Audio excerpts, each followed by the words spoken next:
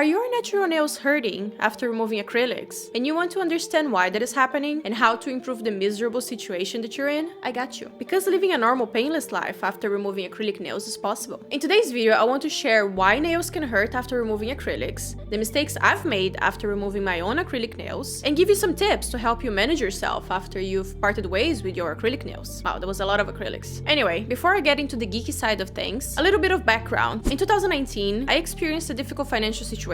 I was unemployed for a few months, and around the same time, my acrylic monomer and powder were finishing, and I couldn't afford to buy more to keep doing my own nails at home. So I decided it was best to remove my acrylic nails, since I couldn't refill them and they were looking bad already, with quite a bit of growth showing. Right after I removed the acrylics, my nails seemed healthy and pretty. I was kinda digging how delicate and dainty they looked. But I made one crucial mistake right after removing the acrylics that later led to another horrible mistake that I'll explain right now.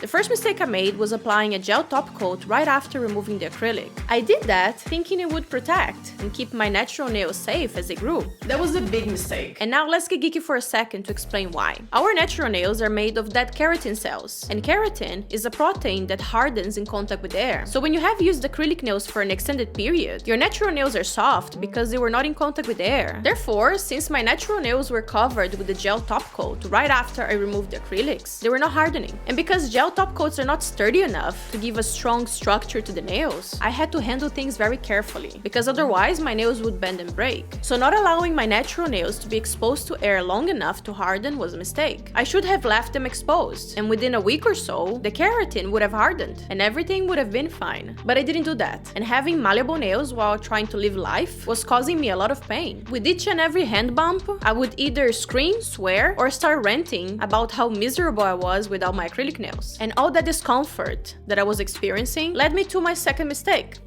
After a week suffering from bendable natural nails, I thought it would be better to remove the gel top coat so my nail plates could harden. That was the right thing to do, to give my nails a break and let them breathe. But you know, they're not really breathing because they're dead. Nails don't need to breathe, just to make that clear. Now the problem was, since the gel top coat was transparent, I couldn't see where the gel top coat ended and my natural nail began while using my electric nail drill. So the second mistake I made was filing off too many layers from my natural nail, getting too close to the nail bed, which is the skin underneath the nail plate. And that caused sensitive little red patches or burns on my nails. And you can also see the damage that 1 week of having soft, bendy nails caused. My nails were irregularly breaking and splitting. It was a shit show on my hands. Those burns were excruciating, to the point just being still, not doing anything with my hands, made my nails hurt. Seriously. If I touched my nails with my other fingertips, it would hurt. If I was washing my hands with cold or hot water, oh my god, extreme pain. It was unbearable. It was that sensitive, I kid you not. Now, I can already hear some of you asking why I didn't use acetone to dissolve the gel top coat. So let me answer that. It gives me the creeps, having a strong chemical like acetone in contact with my skin for that long. I know it's just like 10-20 minutes, but it's a lot. So I prefer not to, since I already have dry skin and I have a perfectly fine electric nail drill. Plus, removing too many layers of your natural nail can also happen if you prefer the soaking method. If the product isn't soaked for long enough, and if you're not careful, layers of your natural nail might be scraped off with the product. You know, when you're doing that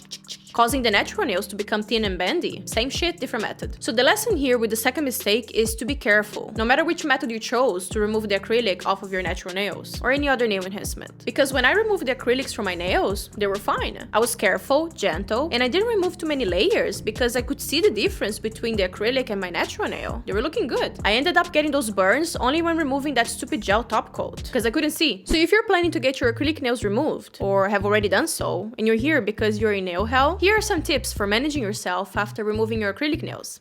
Mind where you put your hands. Be gentle when touching anything, especially when putting on tight clothes like skinny jeans, or any other garment that might bend or damage your nails. We're all living in pandemic apparel nowadays anyway, so sweatpants won't be a problem. But putting on tight clothes were the occasions where my paper thin nails would bend, split, or lift the most. Additionally, in my case, it seemed that it took some time for my brain and my body to understand there was no longer the protection of the acrylics on my fingertips, and I was extra clumsy, and it was a bad combo. Keep your natural nails short until they harden or grow. If you manage to keep your soft natural nails from breaking, a round of applause to you. That shit is hard. I was miserable trying to care for my son while dealing with broken paper-thin nails and the pain and annoyance that came with it. So the trick is to keep them as short as possible to diminish the chances of bending and breaking, because the free edge is the most breakage-prone area of the nails. Because if your nails are not yet strong enough to sustain the pressure on the weak spots on the sides, they can easily break, and the split can go deep into your nail bed, which is the rosy part of your nail, and that can be very painful. Therefore, as soon as you see some grown white nails showing up, file them off.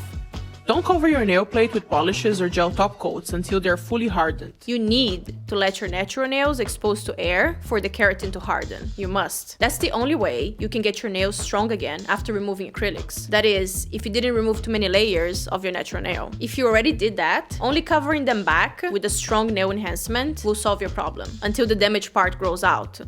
Now, if you don't want to possibly go through all of these troubles, the option that will cause the least discomfort is to just let the acrylic grow out without removing it from your nails. It's the best option in my opinion. You can gently file off the edges where the acrylic meets the natural nail, and you can paint the nails with regular nail polish to hide the overgrown part and keep them short to avoid breakage, like I said. This is what I did with my nails. It took me 4 months to get only natural nails here, for the polygel to grow out, and I didn't suffer at all with this method. My only observation if you're going through that route is to pay attention when the acrylic or the nail enhancement is only at the tip, because it's thicker and it's heavier than your natural nail, so it can still cause some bending. So again, just keep the nails short to avoid any problem. And if you will be tempted to file off the last of the acrylic at the tip, because I know you will, because I was too, because just a little bit left and you just want to get it over with, I feel you. Remember that the nail underneath that part is soft and will take some time to harden, which means it will be bendy and can easily break, as I explained before. Just keep that in mind. But never, never try to peek or pull the acrylic out of your nail. Either remove it properly or just let it grow out. I hope you found these tips and information helpful. Let me know your thoughts in the comment section below. And please don't forget to like, subscribe, and share the video, as these reactions help my channel grow, and I appreciate that. Thank you for being here. Have a wonderful day ahead of you.